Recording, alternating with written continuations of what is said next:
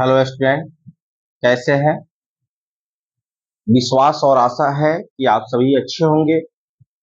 आज मैं मानव नेत्र तथा रंग बिरंगा संसार का एमसीक्यू क्वेश्चन वर्ग 10 के लिए लेकर के आया हूं, जो बिहार बोर्ड एमसीबीएसई बोर्ड के लिए काफी महत्वपूर्ण होगी।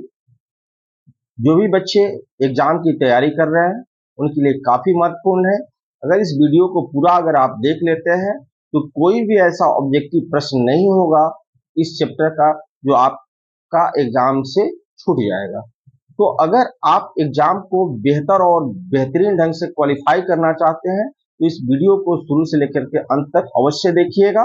अगर आप मेरे चैनल पर नए हैं तो चैनल को लाइक एंड सब्सक्राइब करना नहीं भूलिएगा। तो आइए हम समय को बिना गंवाए वीडियो की शुरुआत करते हैं। पहला प्रश्न इसमें दिया हुआ है कि मानव नेत्र जो है, मानव नेत्र तथा रंग बिरंगा संसार जो चैप्टर का नाम है, इसमें पहला प्रश्न दिया हुआ है कि कैमरे का कौन सा भाग आंख के रेटिना की तरह कार्य करता है। तो हमारा जवाब होगा फिल्म, ऑप्शन सी। कैमरे का कौन सा भाग आंखों की रेटिना की तरह कार्य करता है, तो ऑप्शन सी होगा फिल्म। अब हम देखते हैं नेक्स्ट प्रश्न हमारा कह रहा है, नेक्स्ट प्रश्न हमारा कह रहा है, क्या कह रहा है सो देखिए कि एक स्वस्थ मानव नेत्र के लिए निकट बिंदु तथा दूर बिंदु क्रमशः होते हैं। एक स्वस्थ मानव नेत्र के लिए निकट बिंदु तथा दूर बिंदु क्रमशः होते हैं। पहला ऑप्शन है 0 एवं अनंत, दूसरा ऑप्शन है 25 सेंटीमीटर एवं 250 सेंटीमीटर, तीसरा ऑप्शन है 25 सेंटीमीटर एवं अनंत, और चौथा है 0 एवं 25 सेंटीमीटर। तो हम जानते हैं कि एक सामान्य स्वस्थ मानव नेत्र का निकट बिंदु जो होता है 25 सेंटीमीटर होता है और दूर बिंदु कितना होता है, अनंत होता है। इस तरह से हमारा ऑप्शन सी क्या हो जाएगा, सही हो जाएगा। चलिए हम नेक्स्ट प्रश्न की तरफ चलते हैं। क्वेश्चन नंबर 3 हमारा क्या कहता है, कह रहा है कि नेत्र की समंजन क्षमता कम हो जाने से उत्पन्न होता है। नेत्र की अगर समंजन क्षमता कम हो जाती है तो कौन सी बीमारी होती है। तो हमारा ऑप्शन जो होगा वो होगा बी, जरा दृष्टि दोष। नेत्र की समंजन क्षमता अगर कम हो जाती है तो हमारी आंखों में कौन सा दृष्टि दोष होता है, दूर जरा दृष्टि दोष होता है। अब नेक्स्ट प्रश्न कह रहा है 4 नंबर, ये चौथा प्रश्न कह रहा है इंद्रधनुष रंगीन क्यों होता है। तो इंद्रधनुष रंगीन क्यों होता है, क्योंकि वहां जो है वर्ण विक्षेपण होता है किसका, श्वेत प्रकाश का। कौन करता है, जल के कण करते हैं। देखिएगा इंद्रधनुष जब भी दिखाई देता है बारिश के मौसम में दिखाई देता है। तो इंद्रधनुष रंगीन क्यों होता है, तो पहला ऑप्शन है जल कण द्वारा श्वेत प्रकाश के वर्ण विक्षेपण के कारण। बिल्कुल हमारा ऑप्शन ए सही होगा। अब हम चलते हैं नेक्स्ट प्रश्न की तरफ कि नेक्स्ट प्रश्न हमारा क्या कह रहा है। नेक्स्ट प्रश्न है 5 नंबर कि मानव नेत्र में प्रवेश करने वाली प्रकाश किरणों का अधिकांश अपवर्तन होता है। तो प्रश्न है नेत्र में प्रवेश करने वाली प्रकाश किरणों का अधिकांश अपवर्तन होता है। हमारा आंसर हो जाएगा दृष्टि पटल के बाहरी पृष्ठ पर। नेत्र में जितनी प्रकाश किरण प्रवेश करती है उनका अधिकांश अपवर्तन क्या होता है, दृष्टि पटल के बाहरी पृष्ठ पर।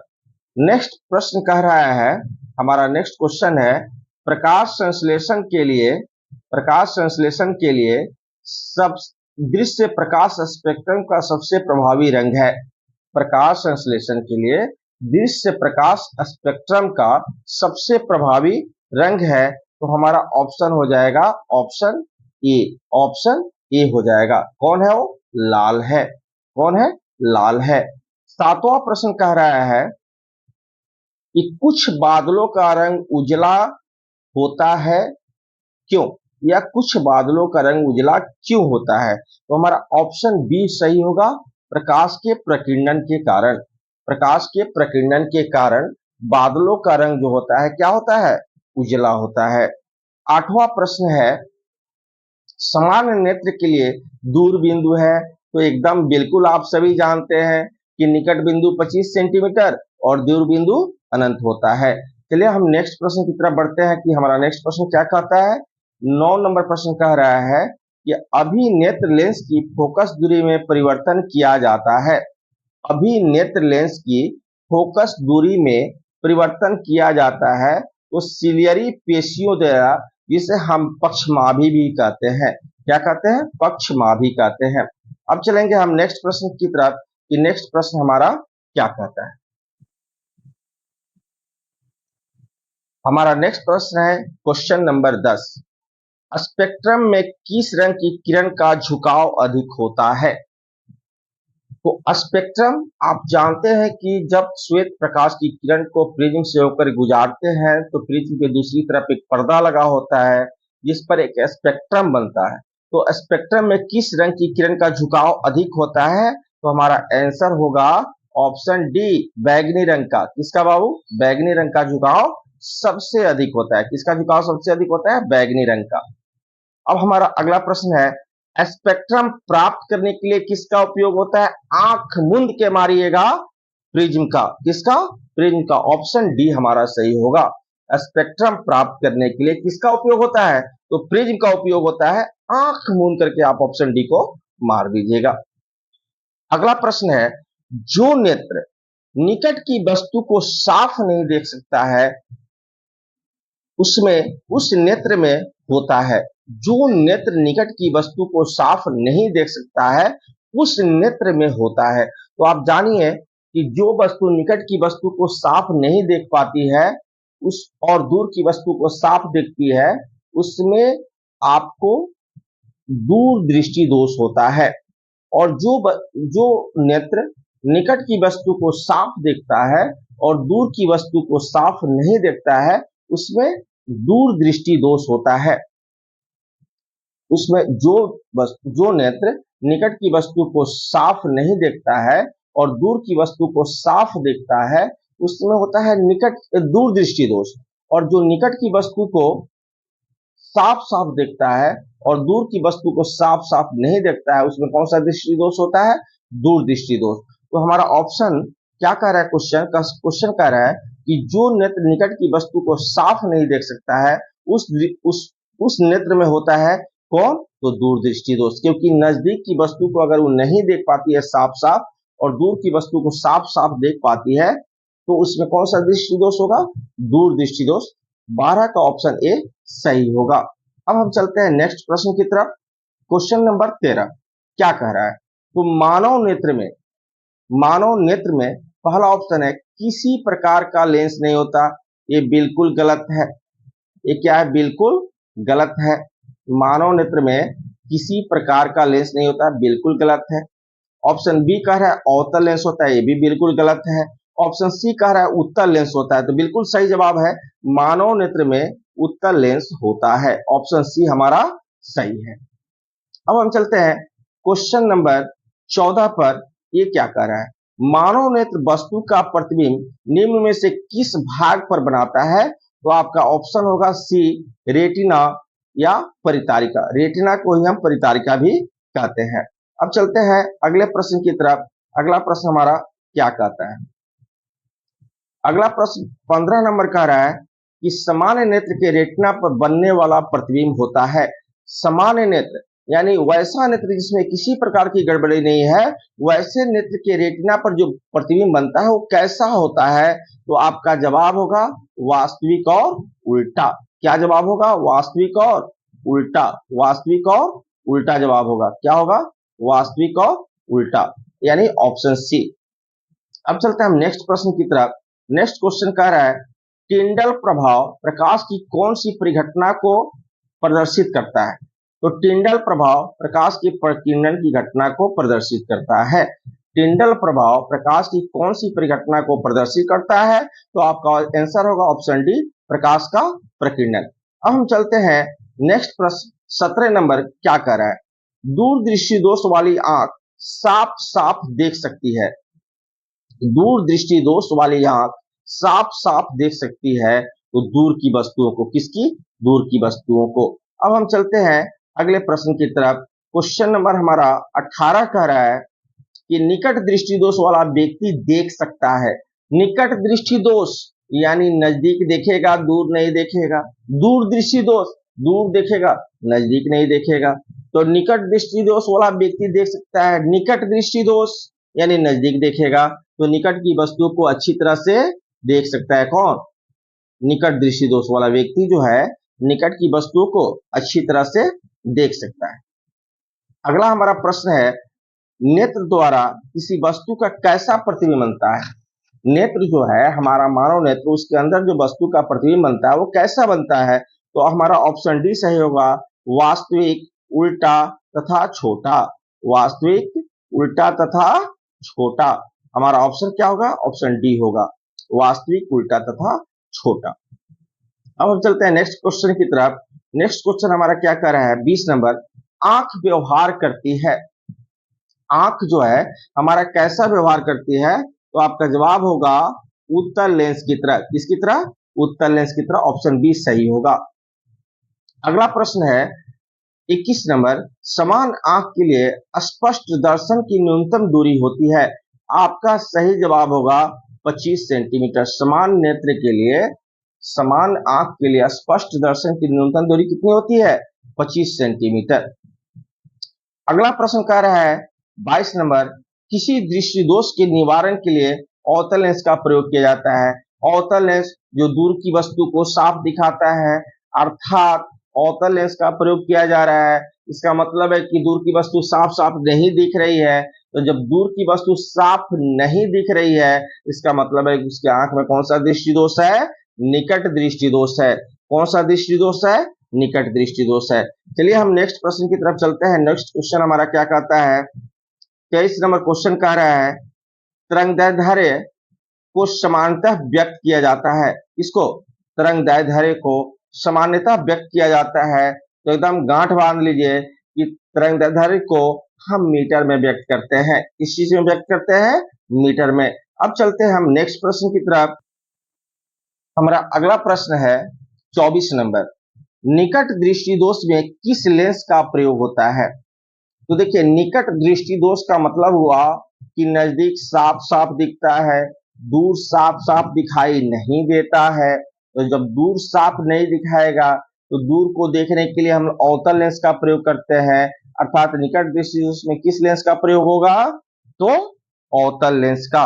हमारा ऑप्शन बी सही होगा। हमारा ऑप्शन क्या बी क्या होगा? सही होगा, अवतल लेंस। अब अगला प्रश्न है कि जरा दृष्टि दोष को दूर करने के लिए किस लेंस का प्रयोग होता है? जरा दृष्टि दोष को दूर करने के काम में लाया गया लेंस क्या होता है? बाइफोकल लेंस होता है। क्या होता है? Bifocal lens. कौन सा लेंस होता है? Bifocal lens. अब हम चलते हैं अगले प्रश्न की तरफ। 26 नंबर क्वेश्चन क्या कहता है? कह रहा है कि श्वेत प्रकाश में कितने वर्ण होते हैं? तो आप सभी जानते हैं कि श्वेत प्रकाश 7 रंगों का मिश्रण है। वर्ण माने रंग, वर्ण मतलब क्या होता है? रंग। यानी श्वेत प्रकाश में कितने वर्ण होते हैं? तो 7 वर्ण होते हैं। कितने वर्ण होते हैं? 7 वर्ण होते हैं। तो ऑप्शन डी होगा। 26 का ऑप्शन सही क्या होगा? डी होगा। अब हम चलते हैं नेक्स्ट प्रश्न 27 नंबर को देखते हैं कि 27 नंबर हमारा क्या कहता है।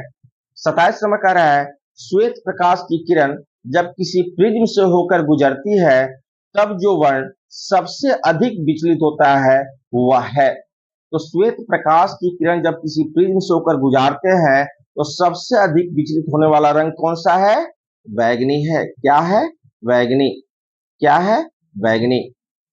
अब हम देखते हैं नेक्स्ट क्वेश्चन 28 नंबर कह रहा है कि श्वेत प्रकाश जब एक प्रिज्म से होकर गुजरता है तो जो वर्ण सबसे कम विचलित होता है वह है। श्वेत प्रकाश जब एक प्रिज्म से होकर गुजरता है तो जो वर्ण सबसे कम विचलित होता है वह है। तो सबसे अधिक विचलित कौन होता है? बैगनी। तो सबसे कम लाल होता है।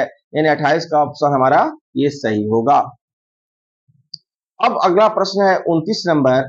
29 नंबर कह रहा है कि प्रिज्म के भीतर से होकर गुजरने पर श्वेत प्रकाश के अपने विभिन्न घटकों में विभाजन को कहते हैं। प्रकाश का क्या? जब प्रिज्म से होकर किसी प्रकाश को गुजारते हैं तो श्वेत प्रकाश अपने 7 रंगों में बढ़ जाती है, तो उसको हम क्या कहते हैं? तो जान जाइए, उसको हम कहते हैं वर्ण विक्षेपण। उस घटना को क्या कहते हैं? वर्ण विक्षेपण।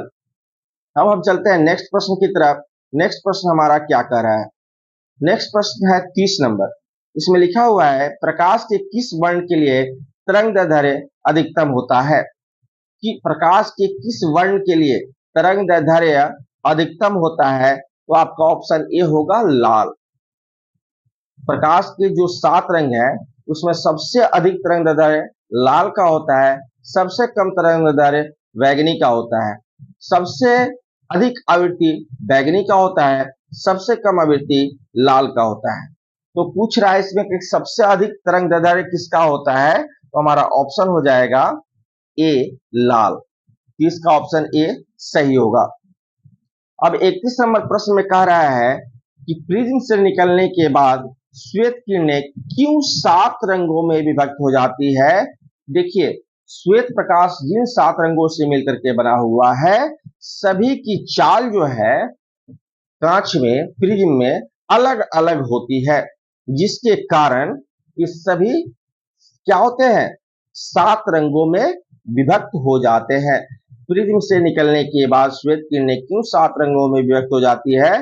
तो श्वेत प्रकाश, सूर्य का प्रकाश जो है कितने रंगों का मिश्रण है? 7 रंगों का मिश्रण है, इसलिए 7 रंगों में विभक्त हो जाती है। इसलिए हमारा 31 का ऑप्शन सी सही होगा। अब हम चलते हैं question number, next question number कह रहा है 32। 32 क्या कह रहा है कि कांच के प्रिज्म से गुजरने वाले विभिन्न वर्ण की किरणों का विचलन भिन्न भिन्न होता है, क्यों? प्रिज्म से जब विभिन्न वर्णों की किरणों को हम गुजारते हैं तो उनका विचलन अलग अलग होता है, कोई ज्यादा मुड़ता है, कोई कम मुड़ता है, कोई बहुत हल्का मुड़ता है।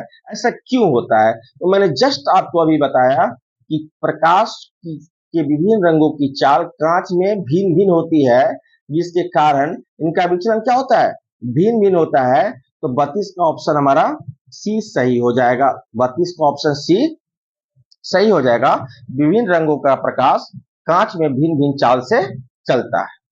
अगला प्रश्न हमारा है आपका 33 नंबर, जिसमें कह रहा है, क्वेश्चन कह रहा है कि प्रिज्म से गुजरने पर सूर्य के प्रकाश की किरणें विभिन्न वर्णों में बढ़ जाती है, क्यों? तो ऑप्शन डी सही होगा कि विभिन्न रंगों की किरणों का विचलन भिन्न भिन्न होता है। अब नेक्स्ट क्वेश्चन हम देखते हैं 34 नंबर। 34 नंबर हमारा क्वेश्चन क्या कहता है? एक उत्तल लेंस की फोकस दूरी 20 सेंटीमीटर है, तो इसकी क्षमता क्या होगी? ऑप्शन दिया हुआ है हमारे पास 2 डायप्टर, बिल्कुल गलत। बी जो है -2 डायप्टर, ये भी गलत। सी -5 डायप्टर, ये भी गलत। और डी दिया इनमें से कोई नहीं। यही हमारा ऑप्शन डी जो है सही होगा। अब पूछिए क्यों? तो क्योंकि डायप्टर बराबर होता है 1/f। तो आपका 1 और f के जगह क्या है 20, और 20 को जब हम सेंटीमीटर में मीटर में बदलेंगे तो 20/100 हो जाएगा। इसको पलटेंगे तो 100/20, कटाएंगे तो हमारा आंसर हो जाएगा 5। यानी 5 + 5 डायप्टर होना चाहिए। एक क्या दिया हुआ -5 डायप्टर, इसलिए इसमें से कोई हमारा ऑप्शन सही नहीं होगा।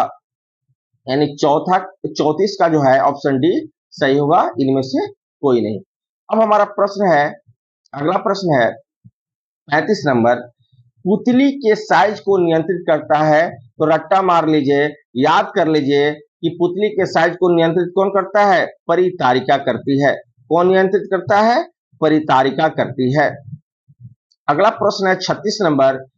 किस दृष्टि दोष को अवतल और उत्तल दोनों लेंस से बने द्विफोक्सी लेंस द्वारा संशोधित किया जा सकता है? तो वो है जरा दृष्टि दोष। कौन सी बीमारी है वो? जरा दृष्टि दोष। ऑप्शन सी हमारा सही होगा। तो बच्चों, आज की वीडियो में आपने मानव नेत्र और रंग बिरंगा संसार से संबंधित जितने भी एमसीक्यू क्वेश्चंस है सभी को देखा, जो परीक्षा की दृष्टि से काफी महत्वपूर्ण है, जो बिहार बोर्ड एमसीबीएसई बोर्ड दोनों के लिए हेल्पफुल है। अगर आपको वीडियो अच्छा लगा तो अपने दोस्तों, अपने मित्रों, अपने सहपाठियों के पास जरूर शेयर करें और लाइक कमेंट करना नहीं भूलें। अगर मेरे चैनल पे नए हैं तो चैनल को लाइक एंड सब्सक्राइब अवश्य करें। थैंक यू, धन्यवाद।